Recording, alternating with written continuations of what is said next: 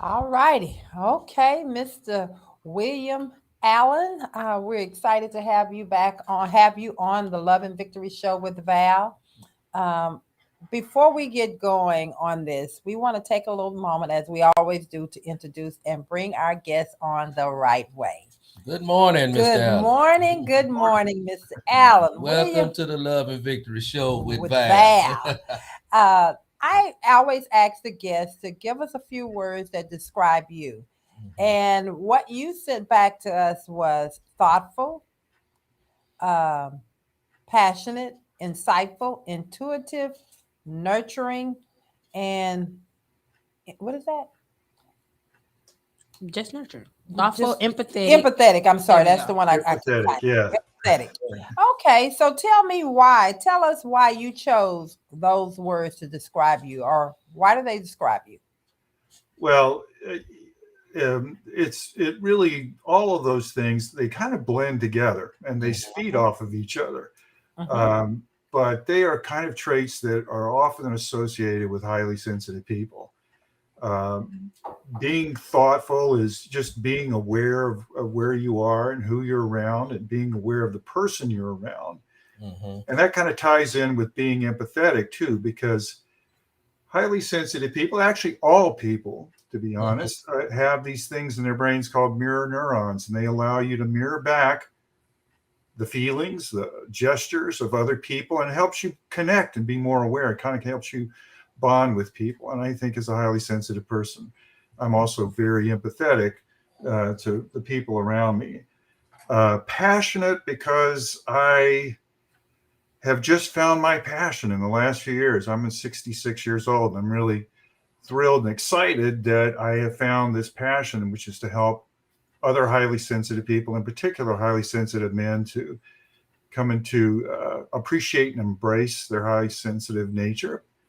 Um, Intuition, I think that's part we all have. Is nothing magical about it. It's just addressing things that we have deep down in our unconscious, and we pull up sometimes. We don't always pay attention to it, but it's always there. It's always there for us if we do. And then taking all those things and being nurturing with the people I'm around, people that I care about, and people that I'm meeting and every day, helping them. I think we all like to do that. Mm-hmm. Well, I think just hearing that and hearing you speak has already made me excited and comfortable with this conversation of where we're going in this interview. Mm-hmm. One of the things that I want to say here about the Love and Victory Show with Val, it is a candid conversation. I think just with your words, you're expressing that describing yourself, you let me know that you're very open and transparent and really ready to have a conversation. And our listeners really enjoy when we have people on the panel or guests that are willing to be very transparent. So we're just Absolutely. going to jump on in here and go with it. And the first question I'm going to throw at you, describe a highly sensitive person in your own words. Well, highly sensitive people, they're not just emotionally sensitive. Think about the word when you hear it. Very often, especially in our culture, when a person is described as sensitive, you think of them being very emotional, maybe frail and fragile, and not quite as robust as somebody who's less sensitive. But Mm-hmm. really, truly, high sensitivity is a personality trait, just like being an introvert or an extrovert. It is something that's been scientifically validated, and it affects about 20% of the human population.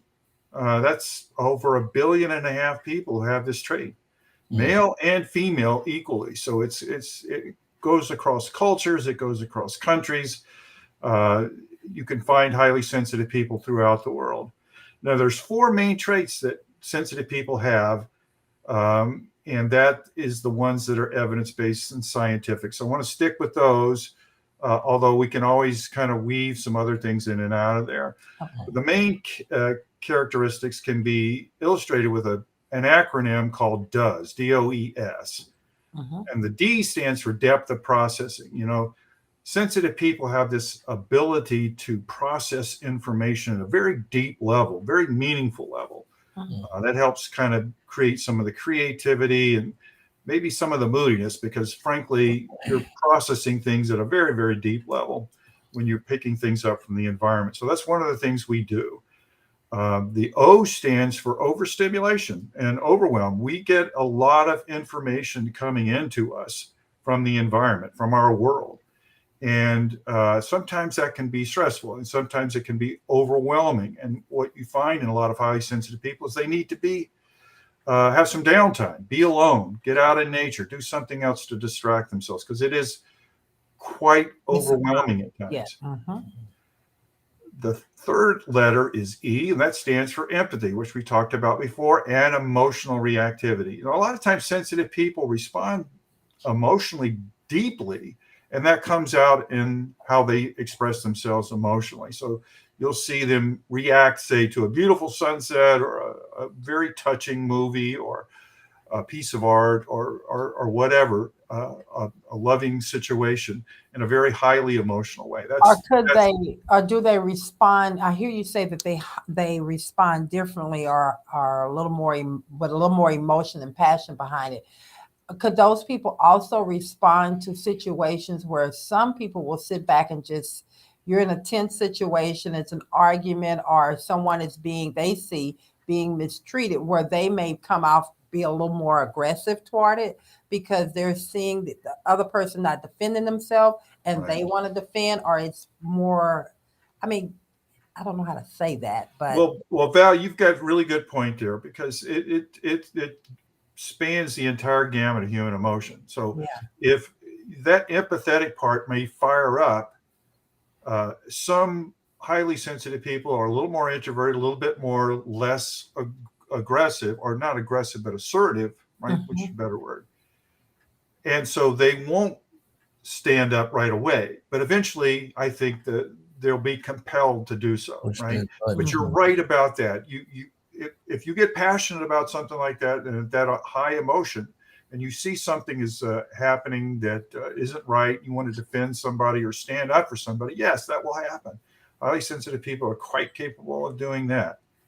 So yeah, that's a good way of expressing it. Just think about emotions with a little bit more high octane in it. You know, that's the things that we do tend to come out that way for a lot of times, and a lot of people get confused by that, or they get put off by it because, well, you're too emotional, you're too sensitive, whatever. They throw a bunch of labels on you for that. But that's the way our brains are wired. That we're wired that way. It's not something that we just decided to be that way.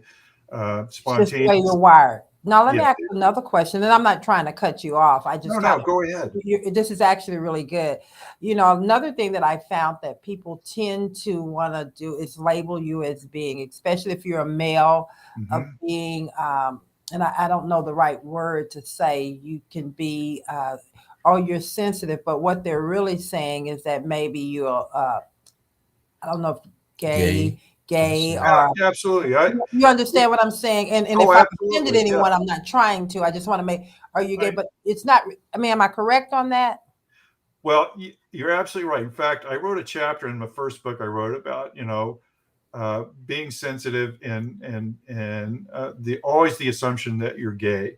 I think the way to look at it is they see sensitive men as being more effeminate, right? So a lot of people associate that with being gay, but the reality is that it's going against type. For men, we've been socialized from when we were little boys that you got to be a warrior, that you got to be stoic. You can't get emotional. You can't cry, because if you cry, you're going to be like a girl, right?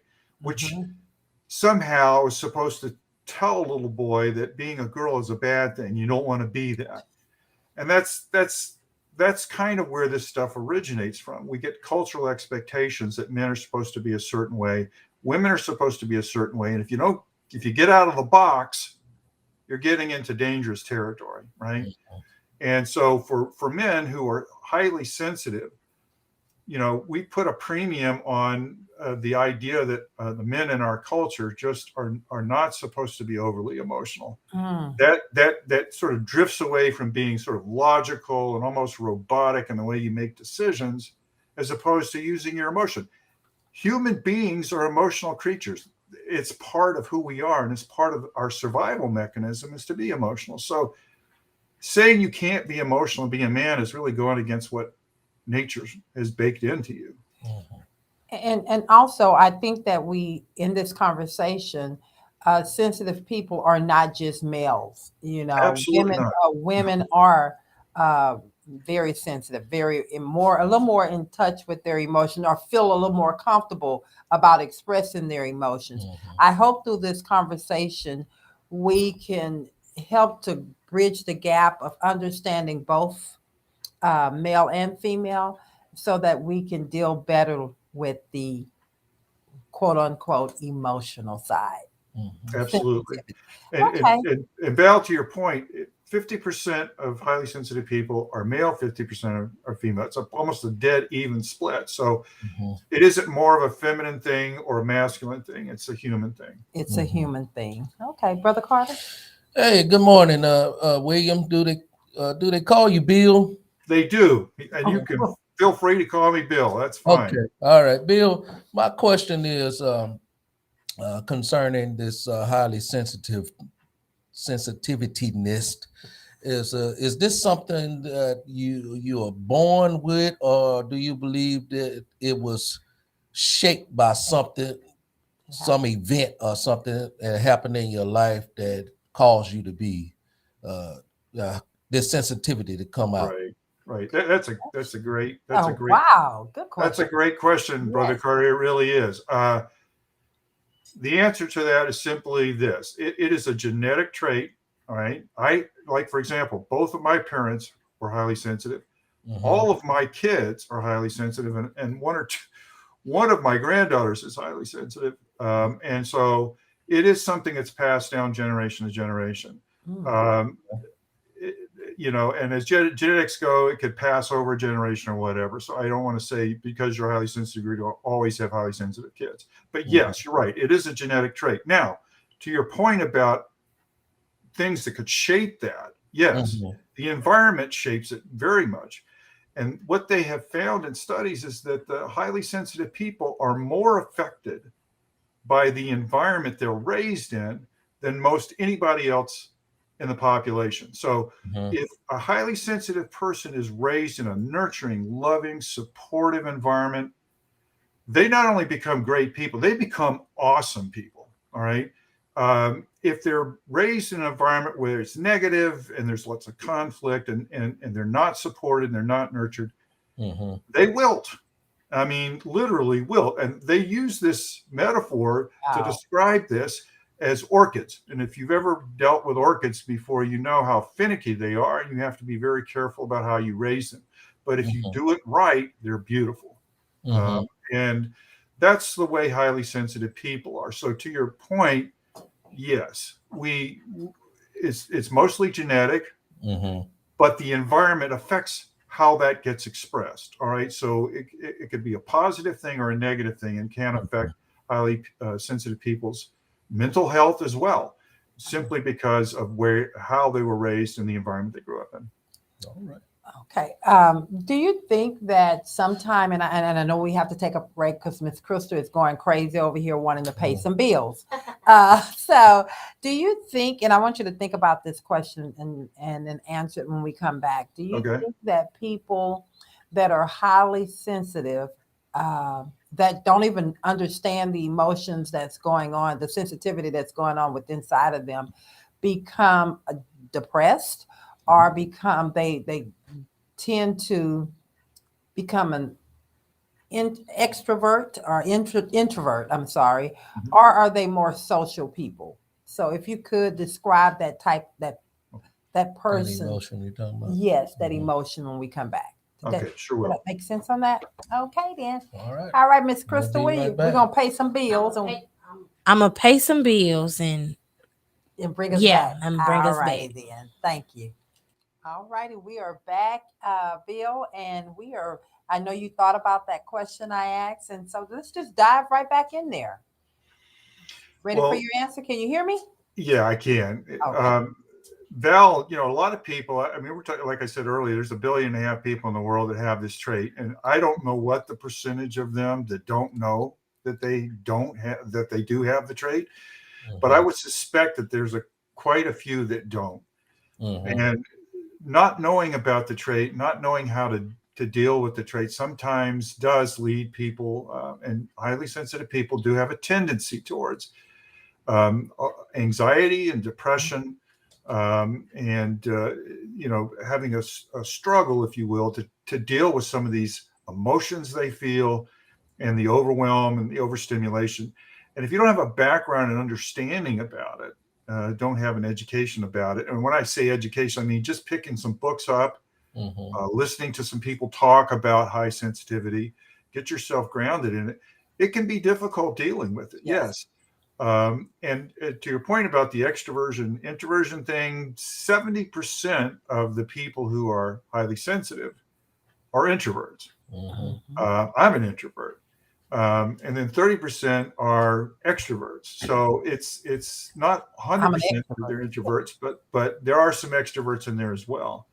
So yes, it's something that I think I'm trying to get out there as a lot of other people that are working in the sort of communication of the trait outbound are trying to get people educated about the trait. And there is a tendency, as you were saying, that people who don't know how to cope with some of these things wind up becoming depressed or become very anxious.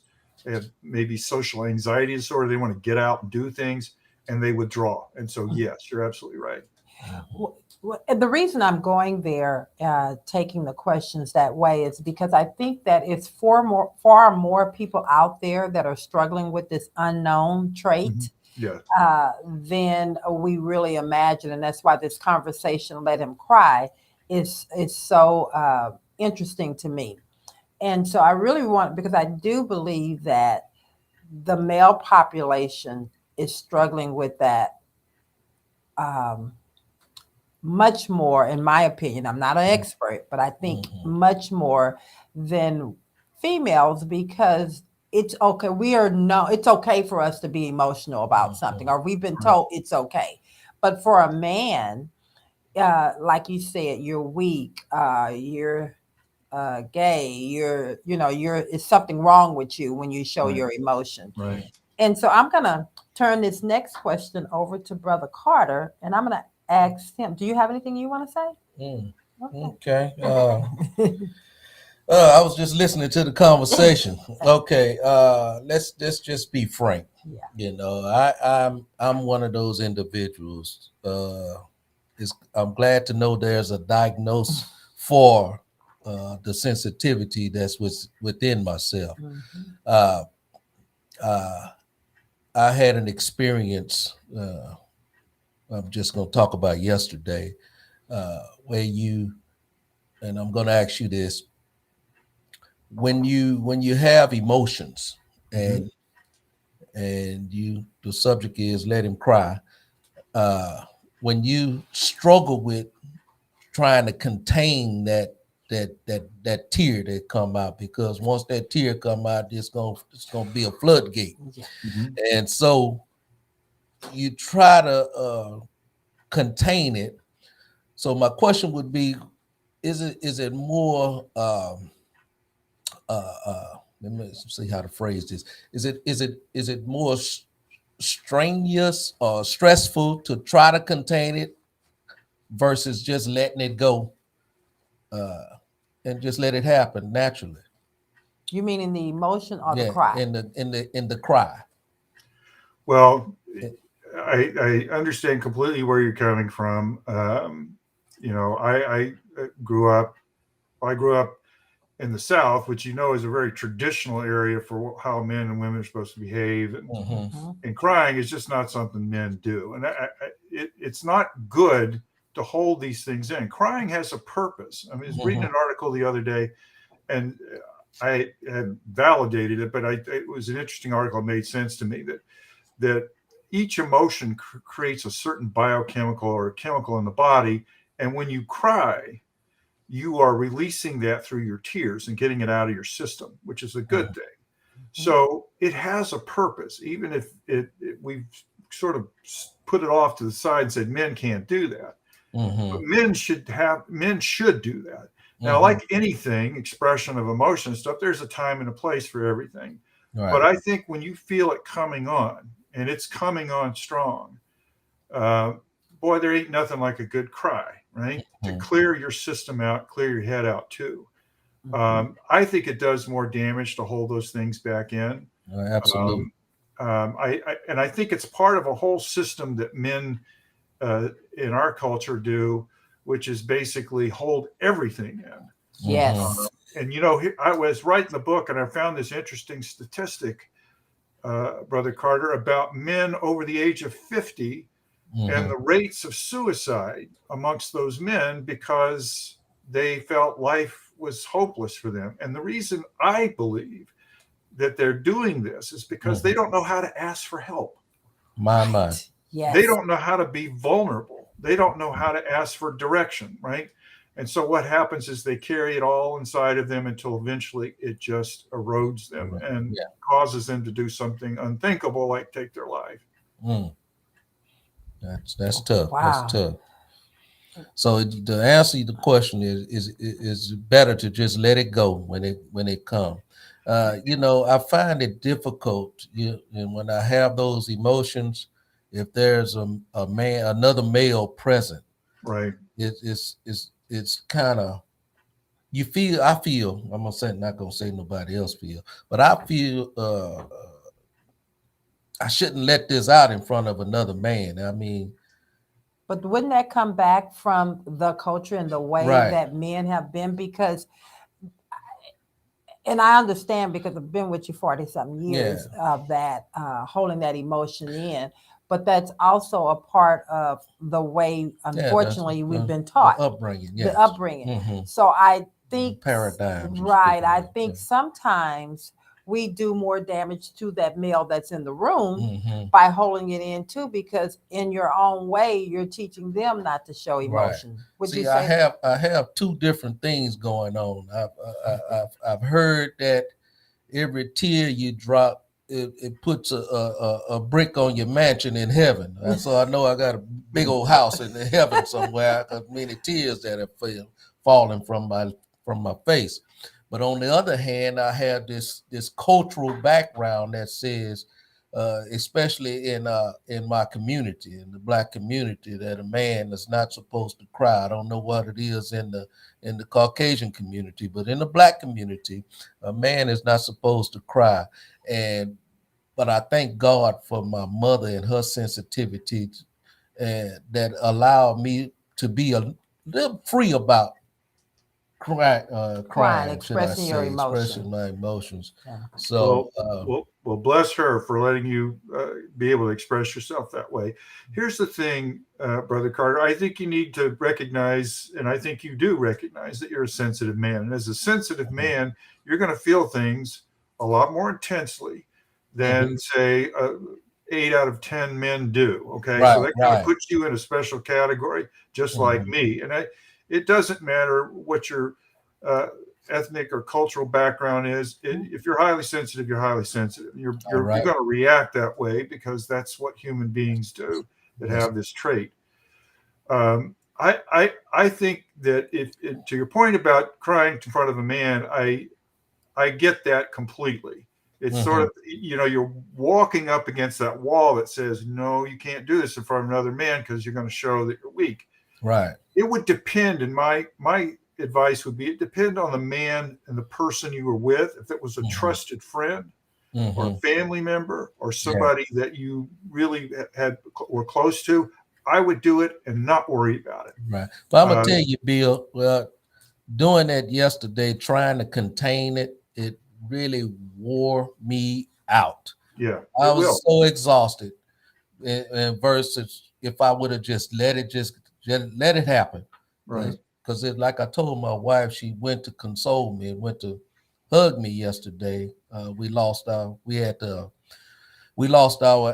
dog yesterday. We Oh, I'm had sorry to hear that. we had to put him down yesterday. So he was very much a part of the family. So it was very emotional, and it exhausted me to no end because I tried to hold it in versus just letting it go. And I think if I would have just let it go and let it happen, eventually I did. When we actually went through that transition from from this life to the afterlife for him.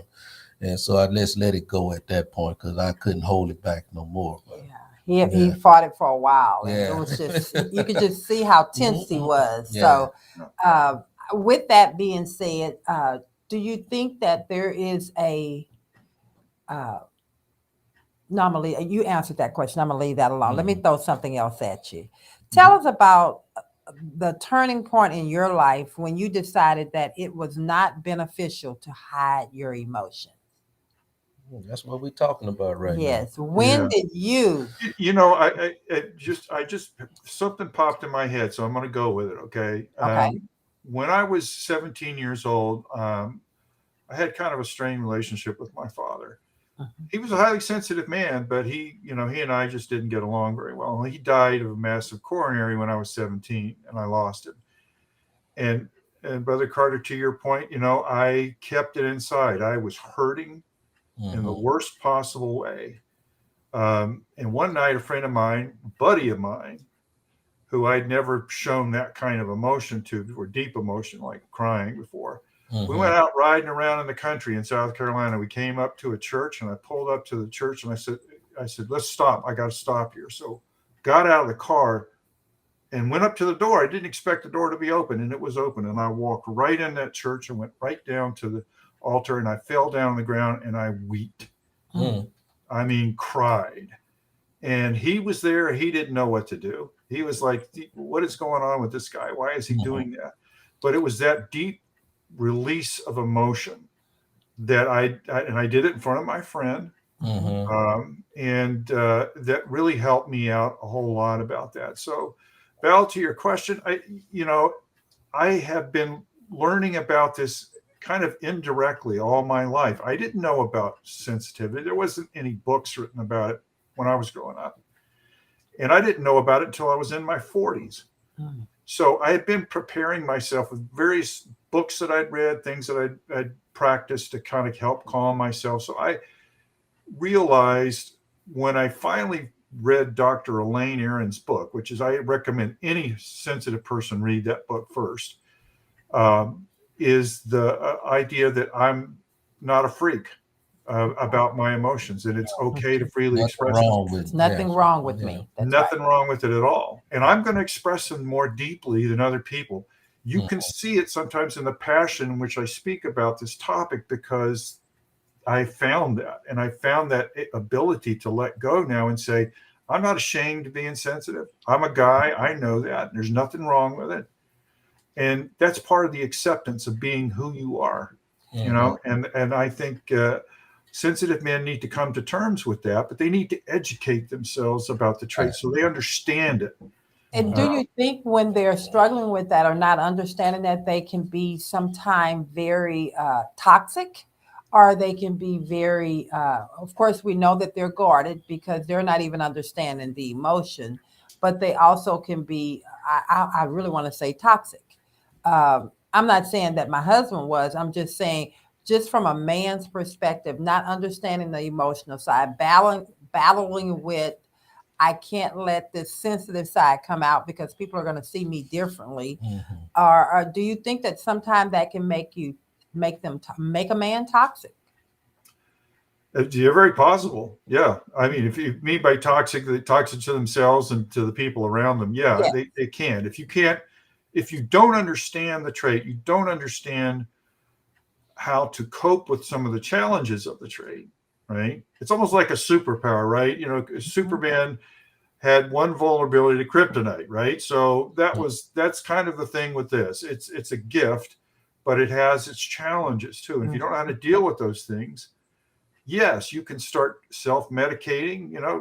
People take drugs, alcohol, whatever, to try to keep themselves from having to deal with it. I think you see that a lot with people who are, say, very creative type people, musicians particularly. When I growing up in the 60s and 70s, you saw so many people dying of overdoses of alcohol and drugs and things. It was because they had these highly sensitive natures that could not handle the attention and the pressure. So yes, Val, it could happen. It can happen. And I'm glad you said that they're gifted, because highly sensitive people are truly gifted. Just based off of what I'm hearing and what I know to be, they are very gifted type of people. Thoughtful, very empathetic, yes, passionate. You're gonna go back and call insightful. out. Yeah. Yes. Come on with it. Yes. And they're very gifted people. So if you don't put those emotions intact or understand those emotions, I can see how they can go to other devices to try to cope with it, because they don't understand. Wow, this is a great conversation. I don't know, you guys out there, our Love and Victory Show listeners, I know you're listening some kind of way. And if you guys have any questions, please, this is the time to send us a message, call in. You can get us on Raise the Praise 100. Lawrence, what's the number? 346-355-0100. Okay, or just hit us up, because I know that Bill has no problem with answering any questions you may have. Amen. All right, I'm gonna jump back in, turn this over to Brother Carter. Okay. I heard you mention, Bill, that you went to the church and you began to cry. So I have to assume I have to take the. You are a Christian man, I'm assuming. You're a man of faith. I am a man of faith, yes. Yes, sir. And so my question would be spirituality.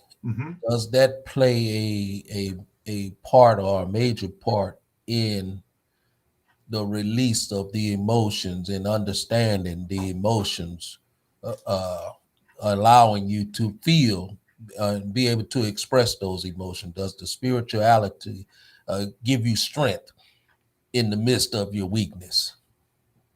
Absolutely. And I think what you'll find is that highly sensitive people do have a very strong sense of spirituality and a need to connect with the spiritual. It gets expressed a lot of different ways, right?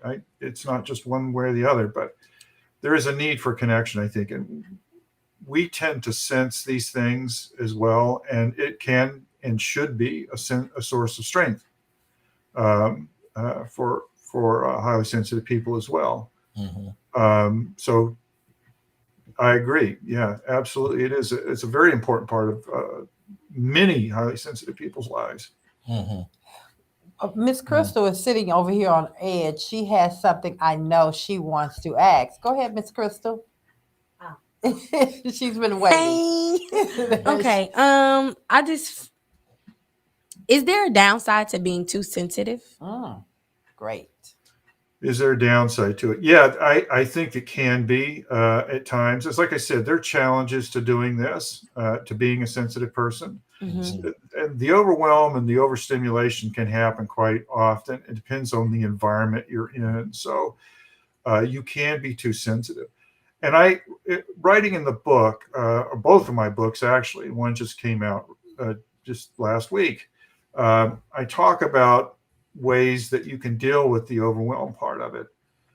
It's about making your brain a little more resilient. You can do that. There's lots of ways to do that. Techniques like meditation or getting out in nature and walking and doing things like that. And then, as we just talked about a second ago, having some kind of spiritual practice that you have that you can rely on to help moderate these feelings sometimes. But that's part of the process, I think, of getting your hands wrapped around sensitivity. And that's where the education part comes in. The more you know about it, the more you feel like you have some control, right? Right. A lot of people highly sensitive don't think they have control of it. And that's what causes a lot of the anxiety and depression. I had something else that just popped in my Go head ahead, just babe. because he said that.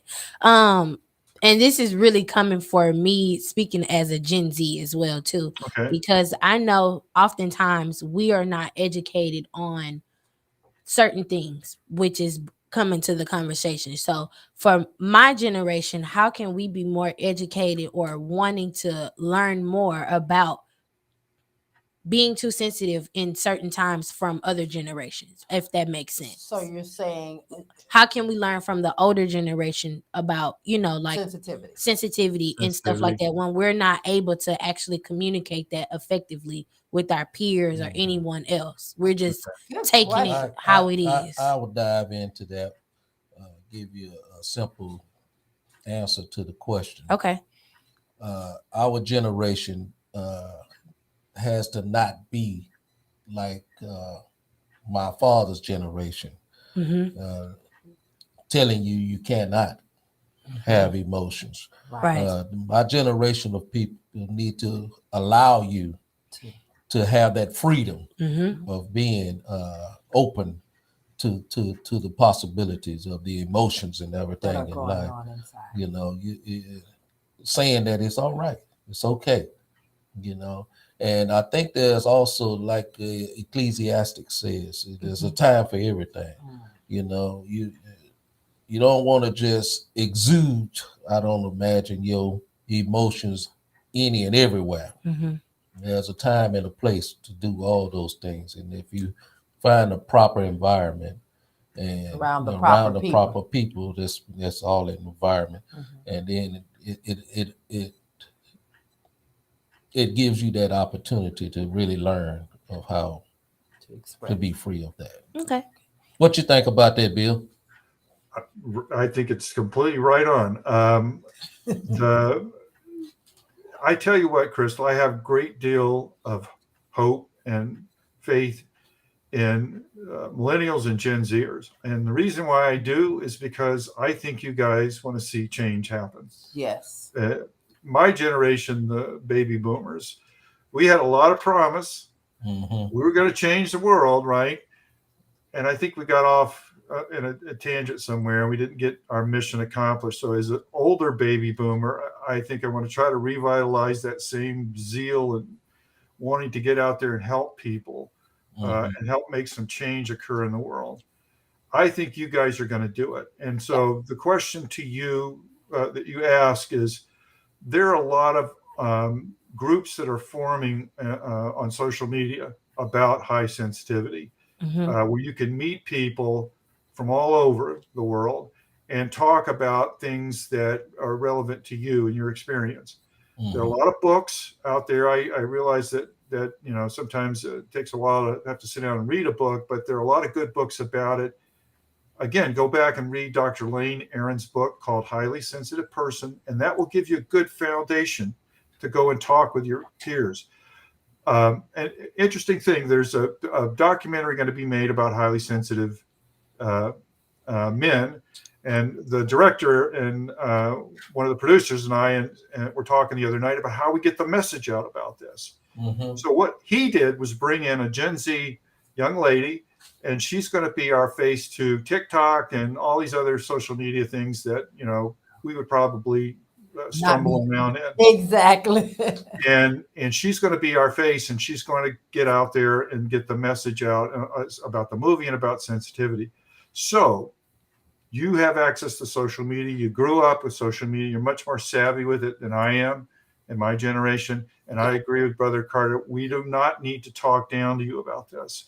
This is something that you can come look at us like elders sitting around a campfire and telling stories about our life to learn from our experiences. But you and your generation are going to shape this, and you're going to take it forward. And I have a great deal. My granddaughters are Gen Z, and I have great faith in them as well. So you guys are going to be the ones that make the change. And so get yourself educated about it. Yes.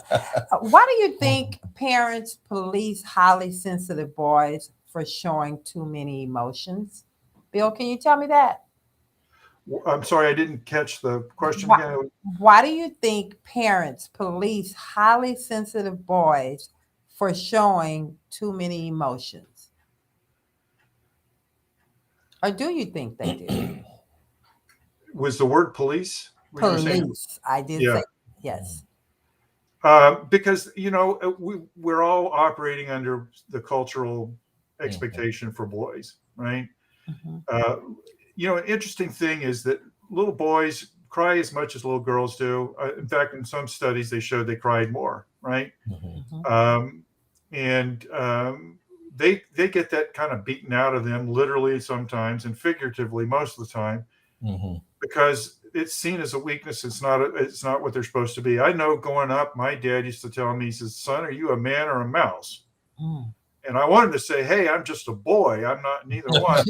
But he didn't get that message. He was trying to hammer it into me about that. And I know a lot of parents, meaning well, they want their kid to fit in, right, with the bigger culture, but they're not allowing them to be who they are. And so a couple of places I've written on the blog and in my book, that parents need to pay attention to their kids, because their kids will help tell them who they are, right, as a child. Now, they need boundaries, they need guidance. That's what we do as parents. We make sure that that they have some instruction from us.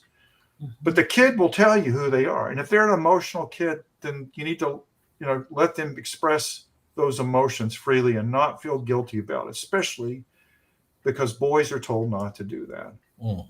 Do you think that some of those, and I'm thinking of a young boy right now, do you think that some of those, and I'll just say they're probably in elementary, middle school age kids. Do you think that some of those emotions and behaviors that are shown in kids in school, boys in school around that age, do you think some of the behaviors are being expressed are due to the fact that they don't know how to deal with some of these emotions that's going on, where they usually say the kid won't sit down, or the kid is talking too much, or the kid is always wanting to be that one, just class clown? Do you think that plays into this any? Well, one of the things again about our culture is that we really have a difficult time with emotions, period. And even when females express emotions, you see a lot of times people are having difficulty dealing with that as well. Some of those things that you were talking about, class behavior and stuff, it gets, I think, a little bit beyond the trait of high sensitivity and into how the child was raised, how they're socialized, and maybe some other things that are going on with the kid. Maybe they have attention deficit disorder. Maybe they have ADHD. And those things are kind of a little bit separate from this. But I do agree that a lot of the emotions are very difficult for us to accept. We just want people to kind of sit down and shut up and pay attention in school. And not everybody's cut that way. And we have to be more aware of the differences that children bring and to the classroom, with environments that they come up in and with their own unique personalities. Okay. We have one of our listeners, she just left a comment. She said the expectation is set on boys seen as weakness. We want the boys to be men before their time and allow the girls to be girls as long as they want. Would you agree with that or disagree with that statement? Well, I tell you what, and this is my opinion only, is that I think girls get a free pass to be more emotional, Yes. And we say that it's okay for them to do that. Boys have a real strict man code that they have to follow. Now, that doesn't mean there aren't restrictions on girls for things too. I don't want to make it sound one-sided here. No. But yeah, I definitely think that boys are asked to be manly before they're ready to be manly, and even when they're boys, yeah. And then you say when they start to express themselves that they're being mannish or they're being disrespectful, but the girl, and of course I'm the baby, I was the baby, I'm still the baby. You weren't going to shut me up, you weren't going to put a muzzle on me. I'm going to get what I have to say out, where I know that it was a different standard for the male in the family. So, wow. Absolutely. So I got one for you here, Bill. Okay. As a highly sensitive person, Do you recall a time, a place, a event that took place that you reflect on, that you say, that's when I knew I, I was a highly sensitive person at that point? Looking Yeah, I way get back in your childhood He life. said 17. Okay. I get asked that a lot. In terms of, was there this moment in time you knew? Mm-hmm. I had no, as a child, I had no reference point though. I wouldn't know what it was. I just knew I was different. I knew I was sensitive. It could have been a time when my parents changed churches and I went to Sunday school for the first time. I wrote about this in the book. Mm-hmm. And all I felt like is that they were abandoning me. And so I screamed and cried and, pitched a fit and everything else. But I didn't know what I was doing. I didn't know what was going on because everything that was familiar was now changed. And I was in a different environment. So it could have been those kind of times. And in writing my first book, there were so many incidences in my life, Brother Carter, that I just picked out that could have been that moment. But I'll tell you one thing, what really did trigger this is that when I finally found out about the trait, I started to realize it all made sense to me. You had that moment where you go, bing, it makes sense. And it's kind of like a eureka moment, right? That was probably in my 40s before that really happened. And it even took me 10 years after that or more before I accepted the trait. It's one thing to hear about it and say, yeah, I kind of agree with that, but to really let it in your heart and to accept it, it took a lot longer. Wow. See, I can actually pinpoint in my life what kind of got my emotions, and you said the word abandonment. That really touched me right when you said that word. When I was a young lad, my daddy was a seaman, and every summer he would get on the ship and we would watch him move out to sea. And every summer, I don't care when the ship started rolling out, and he worked on a ship called Texas Clipper out of Texas A&M, Aggie ship, and they would play that song. Wow. There you go again.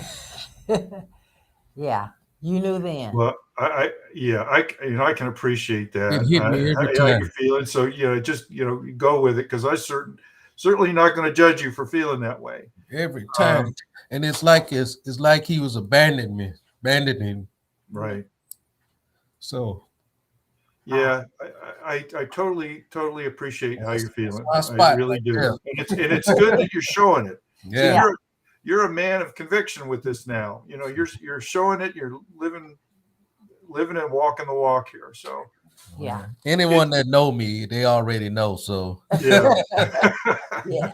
Well, one of the things, and again, Crystal is over here going crazy with me putting up the clock time, but I want to say that the Love and Victory Show with Val has not just done for those that are listening. It's been a blessing for Brother Carter and myself, because not the guests that we've had on and the conversations that we've had has really been a healing, and it's allowed us to really take this journey with us. I can help you express that. Go ahead. Here at the Love and Victory Show with Val, we know that there are a lot of brokenness out there, and sharing our stories about where we were in life and to where we can go to in life is the base of our candid conversation, and we hope to be able to help someone along the way. And that's why we're very open, we're very candid about everything that we talk about here on the show. We love we give you guys our heart, because we know showing our heart is also healing for not just you guys, but it's healing for us as well. So Okay, Crystal is over here going crazy on this Time board. to take a pause We for have the to take a cause. pause for the cause. We don't want Raise the Praise 100 to take us off the air. This is a fantastic radio station. So, Miss Crystal, you can have at it, and we'll be right back. Thank you. Okay. I appreciate that. There we go. Yes. There we And go. we are back with Mr. Bill in this candid conversation. We had to step away and take a little Pause for the cause. pause for the cause and get that praise on, because this conversation has been and is fantastic. And before we move forward there, Mr. Bill Allen, want to thank you for just being on the show today and Yes. just bringing the candidness to the conversation about men and crying and feelings and emotions and stuff like that, man.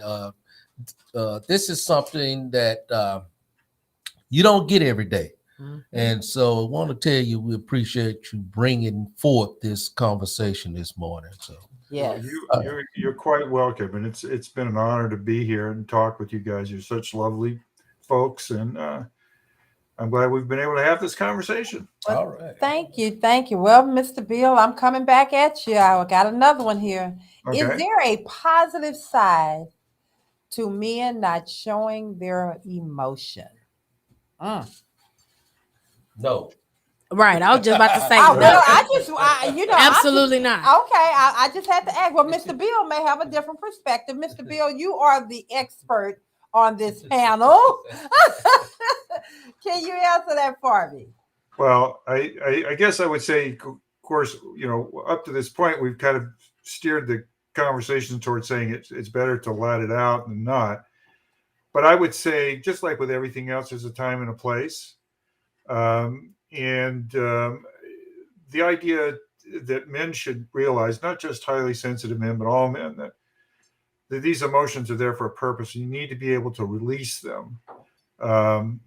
They do drive a lot of our behaviors, and sometimes they will drive us crazy if we keep them inside too long. So there may be a time place issue about showing an emotion a certain time, but I think as a general rule, no, I don't think it's good to hold the emotions in. Well, and the reason for me asking that question is hopefully to have someone that is listening that is telling their child or their son or even their daughter, you need to control your emotions. You need to stop acting like that. You need to. I want them to hear from an expert that it is not good to have them suppress, or even you as an individual suppress that emotion. So thank you, guys. Thank you. But that also depends on how you're expressing your emotions also. Well, that goes into a behavior. So if you I would think if we're allowing and teaching early on and putting those tools and giving those young kids those tools that they need early on to be able to express themselves, I would hope that they are learning the appropriate way to express their emotions. And that'll bring me to that question. There you go. Bill. Is there a wrong or a right way to express your sensitivity and or emotions? That again goes back to the individual. Being able to express emotions is sometimes very highly individual. We express things in different ways, based about how we feel or how we're raised or whatever. I think that's a real individual question in terms of what's appropriate, what's not appropriate in terms of how you do that. There's some ways of doing it that are highly individual, and I think that we should celebrate individualism and how we express emotions.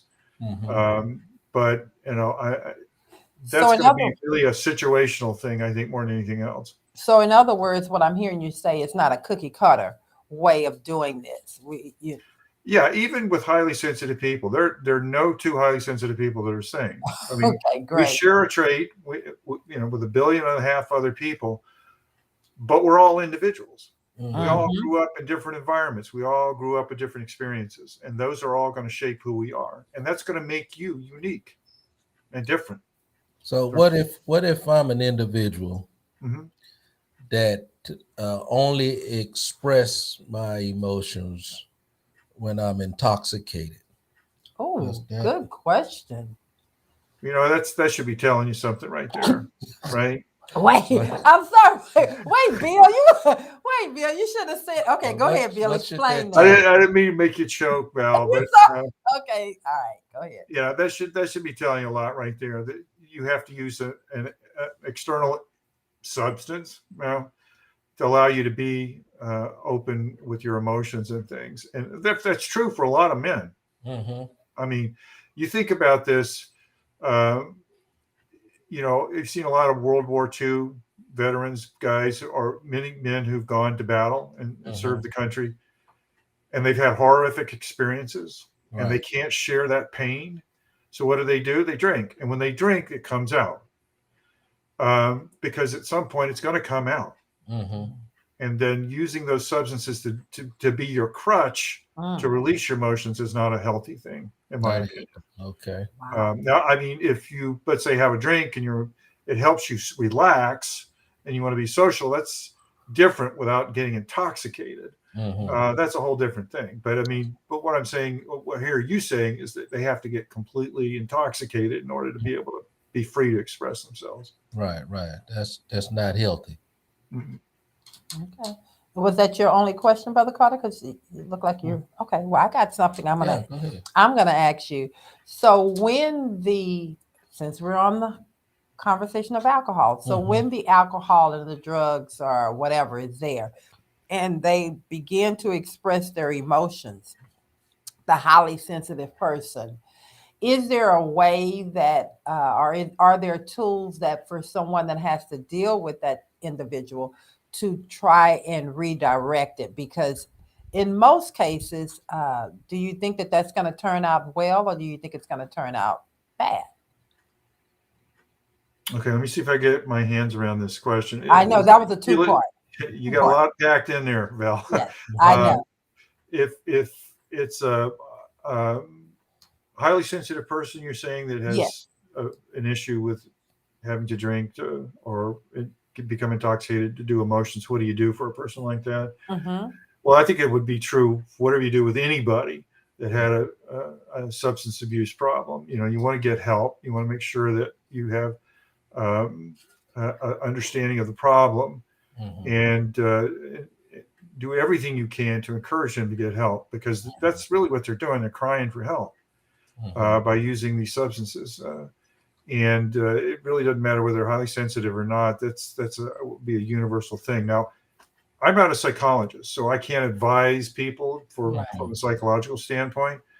But I would think the logical thing to do would be to try to get them help, get them to want to go get help, so that they can get over this and get through it.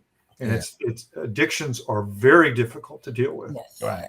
And you really need somebody who is professionally trained to help do that. In those instances, it's not the sensitivity that's the problem. It's the drugs and the alcohol. By that time. But I think that if you can, what I'm hearing you say, it's actually a twofold answer. So from the drinking and the drugging, you address that issue. But one of our listeners made a very valid point. They said, hopefully you can start the conversation or allow them to have a conversation before they become intoxicated. That may help them to express what they're going through. Would you say that's a true statement, Bill? Oh, yeah, absolutely. I mean, when you're dealing with an intoxicated person, it's very difficult to rationally talk to them, right? All of us have been through that experience with someone before. And so, yeah, that's absolutely true. Try to sit down and talk to them when they're not intoxicated. Again, addiction is a very, very difficult thing. A lot of times there's a lot of denial about the addiction by the addicted person. And you're having to convince them, that they do have a problem. And so that also makes it very challenging too. It's a very complicated issue. I have something that may be a little off topic, but it's not. I have a question, and I'm going to take it to the church. I have seen, oh my God, please, I don't want to offend anyone with this because, but it is something that I question. we like to say when we have the people that play in the choir, or in the band, or in the choir, or the director, uh, a lot of times in the church, they're seen as being feminine. Okay, if they're a male, sometime. Do you think that that population of people are also, well, that group is highly sensitive too? Okay, are you? Can I say something Yes. along? Okay, Just trying to. bring it. I think basically what, and help me if I'm wrong, is that you're saying that like far as like church community wise, they often judge people. Yes. Okay, so my thing is with that too, they're in the reality of when they grew up, right? Mhm. So in that time frame, what they're seeing now is something that was condemned on them and was like, oh, don't do this, oh, da da da da da da da, those stereotypes and stuff that they're still living in, and think that everything that they was taught, which was probably wrong then, is still coming to play. So that way it's not really taken into consideration of anything new, whether as already pressing judgment on someone before you even know them. So with that, it's like you actually have to take the time and think about, am I being too sensitive over the subject?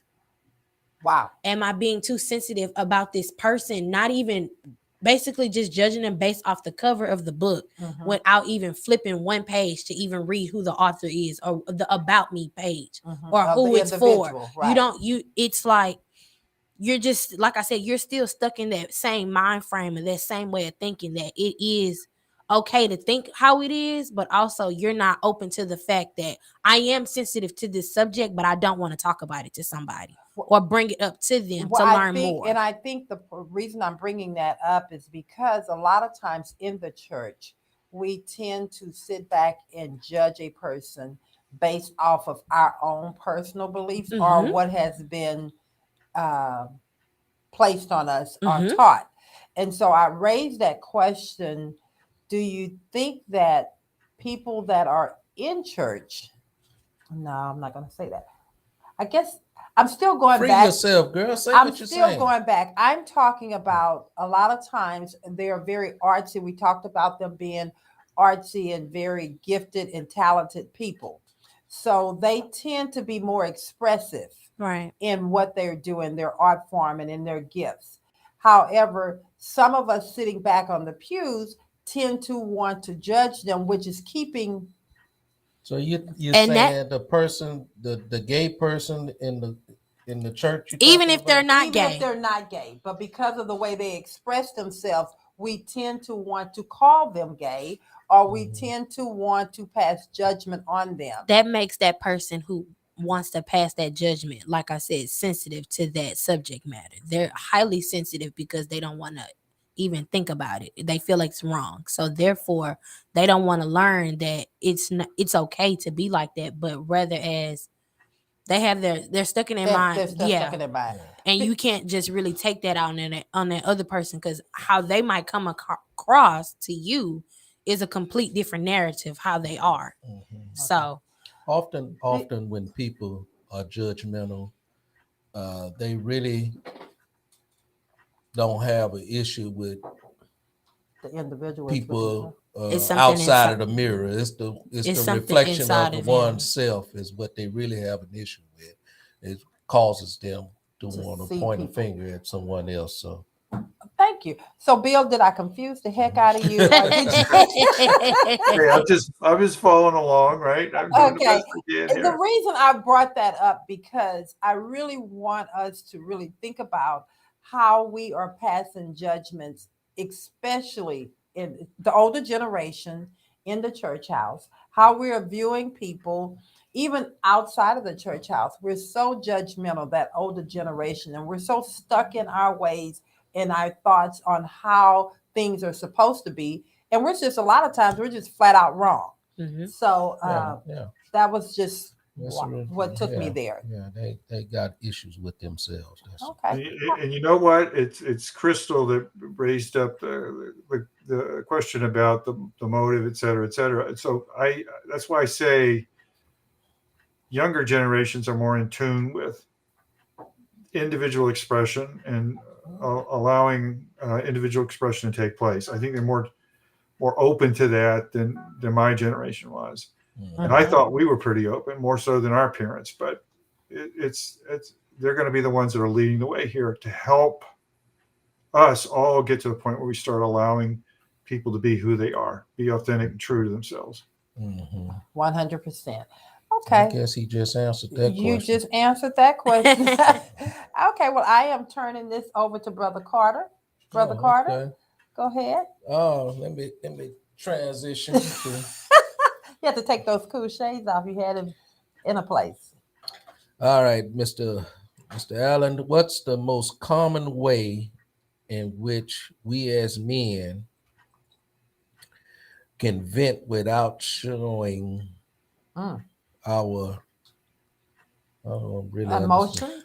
I think so it's basically saying what's the most common way that men choose to vent rather than expressing their actual emotions. Yeah, so there like, we go. yeah, that makes sense. Yeah, that makes sense. You know, it's funny because a lot of times for men, anger is an acceptable emotion to have, right? Thank you. You see a man with sort of righteous anger going on, you think, okay, you know, that's a manly thing. You wouldn't want it. The same person that thinks that's a manly thing to do might also judge him if he's emotional about, say, a passing of some person, family member, or whether it was, something that touched them or whatever. And I think that a lot of times men get frustrated. Anger is the way they get the emotion out, even if it's not anger is the root. And you think about the things we allow men to do. Now, watch a football team celebrate a victory in a championship game. It's okay for men to have joy then. They can jump up and down and express that joy and excitement of winning. But you go to the other side of the field and there's a team where they lost. And, they always find one guy on the bench with head down and he's crying. And that's judged a lot differently than the guy on the other side of the field that's jumping up and down and celebrating. So it might be something where that man who's frustrated on the other side because they didn't win, and it's frustrating and hurtful to him. He may turn around and get angry about it and express it that way. So it's like I said, it can come out any different bunch of ways as long as it's seen as acceptable, right? Yeah. And that's why I'm saying what we should do is open the palette of emotions for men to paint their lives with, as opposed to just restricting it to one or two. Yeah, I commonly myself, when I find myself in a emotional, therefore, or sensitive area, I prefer to make light of it, make a joke, let's start laughing about something versus dealing with it, versus to get out of that area, And that's one way I express myself. I hear what you're saying, but are you really expressing it? Or are you diverting from it? Well, that's what the question was. The most common way men vent without showing their real emotion, they divert it. That's a diversion. Right. But the question that I'm coming back with, the statement I'm coming back with, but are you dealing with it? No, you're trying to avoid it. Bill, expert, what would you recommend in that situation? Well, you got to ask yourself, is it authentic? I mean, humor is a deflection, right? That's what we're using to deflect maybe the real emotion underneath it. Right. Sometimes it's like when you're having a conversation with a group of people or something like that, and you find yourself getting into a gray area, and you want to not go into that gray area, so you make a joke out of it to turn it. Try to. I understand what you're doing. You come up with a diversion to come. Right. I understand what you're saying. So I was asking the expert. You see what he tried to do? He tried to get me off a track, so I didn't get that answer. Expert Mr. Bill, can you give us a little something on dealing with that? Well, like I said, it's kind of it's a diversion or a deflection of what the true emotion is, and um, humor is another expression of emotion, I guess, that is acceptable for men to do. It's still not dealing with the underlying emotion, though.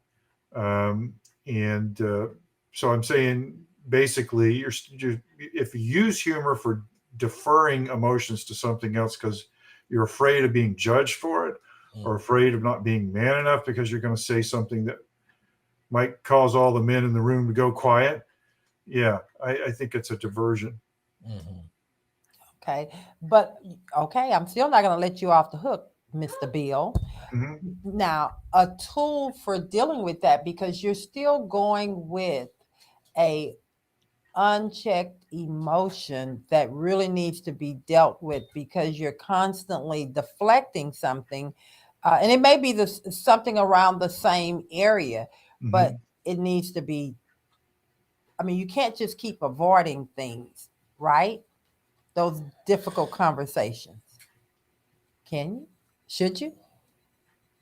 Well, I mean, if the idea is to normalize being able to express your emotions without fear of judgment, then you know uh, the idea is by us talking about it, like right now, we're opening the discussion up. Correct. To talk about men and emotions, men being able to express emotions. It's a start. Now, Brother Carter and I both know as men, we've been socialized since we were little, not only maybe from our families, maybe less from that, but from the society in general, that it's not okay to do these things. So if we start talking about this openly, then we can start giving ourselves and other people will start feeling the permission to be able to express themselves and be authentic about it, not divert it, not put it under the carpet, right? But to be able to talk about it openly. And that's where this dialogue has to begin. And it has to begin with men, and not just highly sensitive men. All men need to be able to talk about this. And I always keep going back to this idea that we need to be more human first. Being human means being able to express emotions. That's just the way we're wired as human beings. We've created this thing called masculinity, right? It's like a coat. You put it on, you wear it around. It's not you, but it expresses you. That's what people see when you're out and about. They see that coat, right? And that's what we call masculinity. But just like a coat, it can be mended, it can be fixed, it can be repaired, and it can be taken off and you can get a new coat that fits what you need. So that's the way I'm trying to, my main thing is to talk about high sensitivity in men and express how they can express that in their lives. But there's another message that's underneath that. And that message is, how do we define what masculine means? Part of the restrictions that we have on men is expressing emotion, right? There are a lot of good things about men. There's a lot of good things about the masculinity we have. But there's a lot of bad things about it too, and very restrictive. And I think we need to have honest conversations about that. A lot of men aren't going to like that. They're going to push back. In fact, there'll be a lot of women who'll push back on it. But I think the younger generations that I've talked to are more open to the idea of talking about that, helping to redefine it, make it feel up to date with where we are now, and to be more inclusive. And that's really what I think the message is here. I would agree with you 100%. Making individuals feel inclusive in the process and talking about their emotions and their feelings, especially males. Okay, Brother Carter, anything else?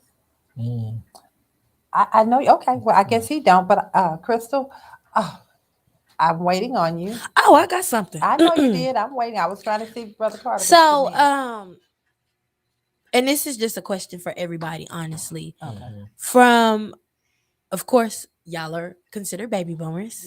Yes. And I'm considered the Gen Z. So from past generations, from when you were actually just around people just trying to figure it out as far as your own personal emotions and dealing with and actually accepting the sensitive of you. Do you feel like that since the times have changed, people are more comfortable expressing their emotions, or are they more accepting to the fact that they are emotional or sensitive? I want to jump on that first for myself. I think for me, I became more in tune with my emotion and talking about it and dealing once my grandkids got older. Okay. Because for me, it's so important that they are given a safe place to express what they feel and an environment that is not going to be judgmental toward them, and that I can give them good, honest feedback, which was, and not that my parents didn't attempt to do it Right. for us, but they did it from a different generation where we had to go in the other room. You can't talk or be quiet. Really, you had to learn how to deal with emotions, in most cases, dysfunctionally. I wanted to with my grandkids. With my grandkids, it's important for me to give them that place Mm-hmm. that they can come and talk and that they can express, and help them to understand appropriate way to express and the inappropriate way to express. Okay. So that's my answer. Anybody else want to jump on that? Bill? If you remember the question, go ahead. Yeah, I think Crystal was talking about generation. You want me to repeat it? Yeah. Well, you were saying basically, are we more open than your generation was? Yeah, and receiving things, and I would say wholeheartedly, yes, I think you are. My generation, or our generation, should I say, we felt like we were open about things, and I think to some extent we were. We're probably more open than our parents were about things, but each generation that comes along, I think, is experiencing the world in through a unique lens of the times that they're living in, right? That doesn't, Gen Z is no different, really. When you get down to the nuts and bolts of it, we're all human beings. We all operate the same way. But the reason your insights are different is because you're seeing it through a different lens. And there's value in that. And there's value in looking and asking your elders what their viewpoint was from their lens that they look through, what we grew up with as well. And that's really the thing I think we need to do as humans, is make sure those communication lines are always open. But I'll say it again, Gen Z, I have a great deal of faith in you guys. I think you guys are really going to do some great things. I think she asked one more. I think you said something about, when was the point? What was? Basically just from comparing, because times are definitely different. Do you see it's more like an open as in general, in general, are people more accepting to opening up about themselves? I'll jump into that for you. When I was growing up as a young lad, the men I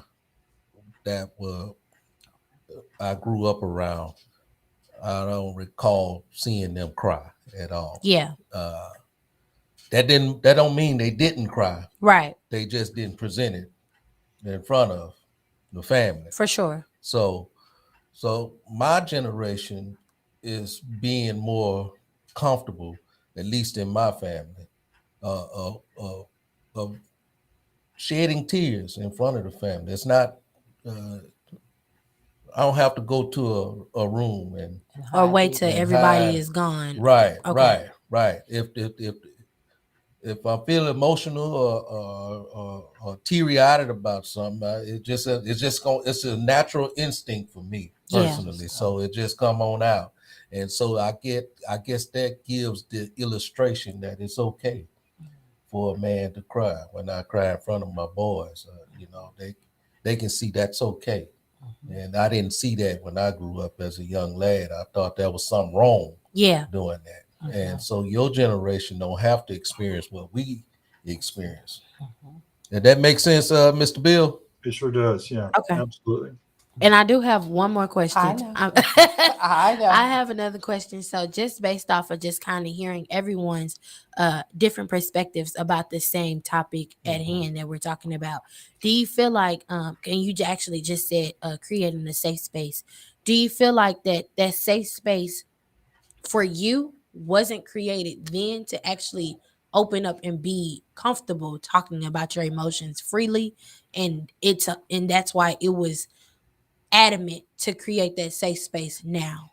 Exactly. Okay. It wasn't there. And like I said, it's nothing to go against my parents, because I had wonderful parents, but I did not have that safe place. Okay. And so what ends up happening, or what happened to me, I ended up not knowing how to deal with emotions. I ended up really getting feedback from people that were ill prepared. They were in the same environment. So you end up getting bad information and responding to things inappropriately. So my grandkids was the turning point for me. Not that my kids wasn't important, because I still didn't, I wanted the best for them, but I didn't have the realization that the way that I was still dealing with things was wrong. And it didn't hit me until my grandkids. Your mindset didn't switch over until you were still under the law of your parents at the time. So like our parents, they did the best they could do with what their information that they had. Yes. So they were taught to not do this, and so they put that on us. Yes. Yeah. And we transfer it sometime good or bad or unintentionally onto our kids. Right. But like for me, the switch came on with my grandkids. And so that's why they say I'm the best grandmother. That's a good thing. That's a good thing. At least the light bulb came on in our generation. Yeah. There was no light bulb for and that was my point. That was my point. Because I know, of course, like my mom probably listening, so she probably don't want me to put her age out, but she is over 60. So of course she did come from that generation where it's like, you don't have no reason to cry. Suck it up. Like your problems are not even like you going through this, but you're not looking at the bills and stuff like that. So coming from that and then actually creating that safe space for your own to not actually repeat that generational curse, it means a lot to different people. Mr. Bill, do you feel like you was able to create that safe space for your kids as well? Yeah, I really made a conscious effort to try to do that with them, so that they could express how they were feeling and so forth. And I can see that with their children. So it's a gift that keeps giving. You give that space to them to be able to be who they are. All right. Oh, wow. This has been, a fantastic show. I know that we are, I don't want to wrap it up. I can't wrap it up. Can we take a pause for but we're going to take a pause for the cause, and then we're going to come right back in here because. Oh, I had another question. But well, when we come back, you can put your question out there, Crystal, and then we'll answer it when we come back. Okay. So I'm a throwing this out there. But what to you would be the most healthy way to start the conversation with the man who believes he needs help with his emotions? Letting him cry. So, but that's your okay. So repeat that again. What is the most healthy way to begin the conversation with the man who we believe needs help dealing with his emotions? Okay. All right. You got that, Bill? Got it. We're going to leave that for you. All right. We'll be right back. Right back. Okay. Okay. All right. Let's see what I got for the people. All righty. We're coming on back in here. Oh, Lord. This is great candid conversation on the Love and Victory Show with Val. Miss Crystal's question that she put out there for us before we went to break. I know that Mr. Bill is ready to give us his perspective and his answer on it. Mr. Bill, we're ready for you. Okay. Repeat it or you got it? I think I have it. It's I don't know that I can give you a blanket answer for every person, but I think some general guidelines would be, depending on the individual, of course, but try to meet them where they're at. You understand there's a motive behind the reason why they can't express emotions. Maybe it was the way they were taught. Maybe they were punished for being emotional at once in that point in their life. So there's a lot of backstory that's in there. So what I would suggest anybody do is start out by meeting them where they're at, in the sense that you're going to let them express to you the difficulty that they're having. You can make, sort of your argument, if you will. I don't mean in an argumentative way, but I just mean present your case to them that it's not healthy to keep emotions suppressed like that. And it's good to get them out. If these things are very deep, and there may be some things that are hidden, and it could be a lot of things, things that they can't deal with emotionally, then there really should be encouraged to go get some counseling and some help. But if it's just like a highly sensitive man, say for example, who is sensitive, and he's having difficulty expressing it because he's been told as a man he can't express emotions, then I think you can work with somebody like that and help them start expressing, let them show that emotion to you, and be loving and supportive, because that's very important. That may have been something that was missing from their life early on, and you can provide that for them now and give them that, as you were saying, Crystal, that safe space to come out and do that. Once they begin to do that, it becomes easier and easier to do. But you have to start where they're at. You can't go in with I'm going to tell you what you got to do, and this is what you're going to do. You need to be where they're at and be present with them. I agree with you 100%. You said meet them where they're at and be present with them. That is, nothing else on my part needs to be added to that. Did that answer your question? That's my question. I just want to add to it. They also have to be receptive to it. So they have to, although they're crying out for help, they have to really be ready mentally, physically, and emotionally to accept the help that comes to. Yes. And Crystal, you're absolutely right. Absolutely right. And that's where you have to meet them where they are at that moment. You can bring them along, right? If they're not completely receptive yet, but you have to be aware of that. Yeah. And if you're not, you're just going to be talking to a wall. So true. Let me shoot this quick question that was from one of our listeners. Is it possible that a single mom raising a young boy, he can grasp his sensitivity traits from his single mom that raised him, because she raised him on her knowledge? And part two of that question: can that sensitivity be changed at any time? Or attraction to the the same sex? Wasn't that the question? So raised by a single parent, can that make the boy want the same sex? Well, the question was single parent woman raising a young sensitive boy. Is it possible that her her emotions and stuff can attract the same sex? I think, and I don't have kids or nothing like that. I'm just saying, just me talking. I think personally, she's just doing her best, whereas she's still trying to fill that void of him not having a male figure in his life, but she's doing what she feels is necessary far as his sake as she's gonna be emotional with him. She's showing his emotions for sure. So she wants him to be more comfortable in saying, okay, you can talk to me about this, even though you might not have someone to talk to. You don't have to hold that in. Like, yeah, you're a boy, of course, those stereotypes. Oh, you're not supposed to cry, stop talking. No, she's actually like, it's okay for you to have that outlet with me. It's okay for you to express how you feel, because I'm not about to tell you as a mom you shouldn't have to hold yourself back from me in any kind of thing you feel. So I don't think it necessarily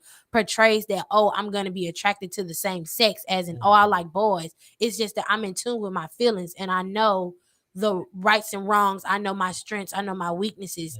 And if that does attract me to the same sex, then that's just me being myself. That's me being in tune with. I think that's a little bit twofold there, because many have been raised by a single parent mom, and many have not wanted to be with the same exactly sex. Yes. I'm one myself, raised by a single parent mom. So no, I don't think that has anything to do with it. Yeah. I think that's who you are as an individual. So Right. And I would add on to that. My heart goes out to all the single mothers out there, because they had one of the most difficult jobs to do. Yes. Is raising a child by themselves. Is if the child is a highly sensitive male, it might benefit the child to have a male sensitive male role model somewhere. It could be a family friend, could be a family member, and just so that they can see that who they are can function properly as an adult and a male, right? That's all that would be. It's not to say that she can't raise him. Of course she can. But the idea is to give that child an opportunity to see another sensitive male out there. So it helps him kind of validate that I'm okay. There are other men like me out there. So. Okay. 100. Well, I tell you, we are there at the top of the hour. Mr. Bill, all I can say is that this conversation has been fantastic.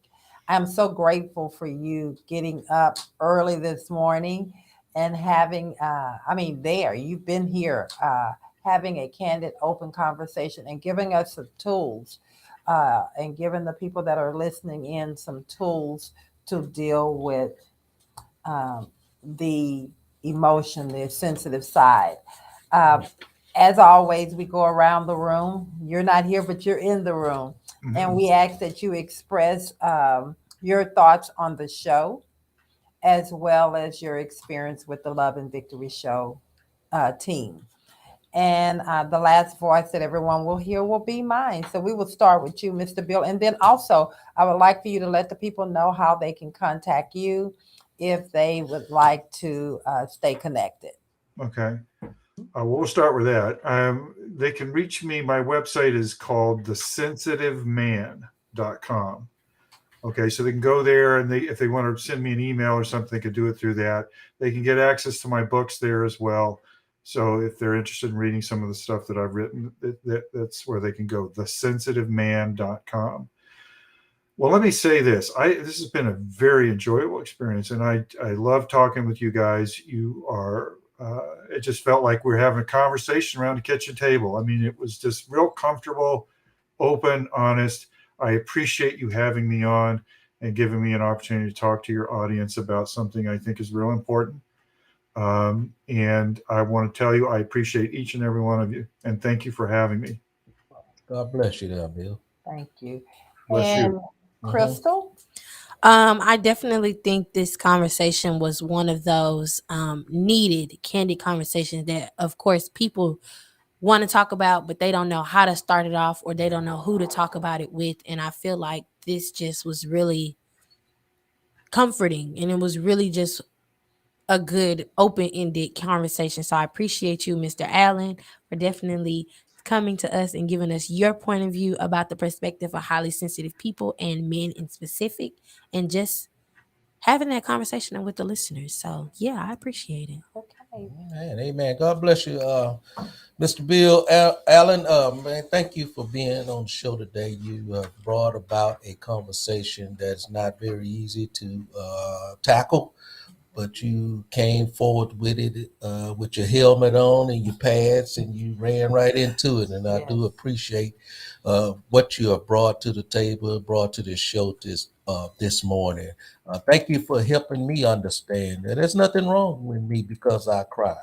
You know, I feel all right today, knowing that a man. There's a song said a man ain't supposed to cry, but that's a lie. A man can't cry because he's a human first before he's a man. The word human come before man. So let us all be humans before we be anything other than, should I say. So God bless you. God bless the listeners. And we look forward to next week. Well, Mr. Bill, as I said, my voice is the last voice. It was you on set today was definitely it was twofold.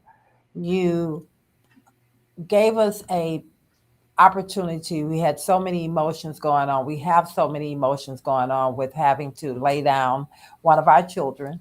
And so, like I said, it's been a very heavy week, but you've given us tools and you've allowed us to understand that it's okay to cry. The conversation with you has been fantastic. I thank you. This won't be our last time. So keep your phone and your emails up because you know Crystal will be reaching back out to you because I definitely would love to have you back on the show. Uh, please keep doing what you're doing. You are truly a gift to the world and to people that need to understand and deal with emotion, especially males. I don't even want to say males. I said highly sensitive people. Uh, I thank you so much for being a part of the Love and Victory show with us today, and I hope that your weekend is fantastic. And once again, to the listeners, thank you guys so much for continuing to support, tune in. We understand that not everyone wants to uh, log in and send a comment, but we know that you listen to us on Raise to Praise 100, and we thank you for that. We also know that every opportunity that we listen to your feedback. So continue to give us your feedback on the type of shows you want us to have for you and the stuff that you want out there. And we will do our best to get that on air for you. Again, Miss Crystal, can you tell the people how they can tune in and get to us? I thought you said the last voice. I know I did say Ooh. that, but I should have told her she didn't do it. She didn't do it when she had the mic, but I want her to go ahead and do that. Well, you can find us everywhere on the Love and Victory Show with Val. So that's Instagram, LV with Val, on Facebook, the Love and Victory Show with Val, on YouTube, where you have to subscribe to catch the live broadcast of the Love and Victory Show with Val. It is the Love and Victory Show with Val. Make sure you click those post notifications so you will be notified when we are live at 7 in the morning. And then also you can catch us on www.lvwithval.com because everything is Love and Victory and everything is the Love and Victory with Val. You see, she really enjoys this, Mr. Bill. I think so.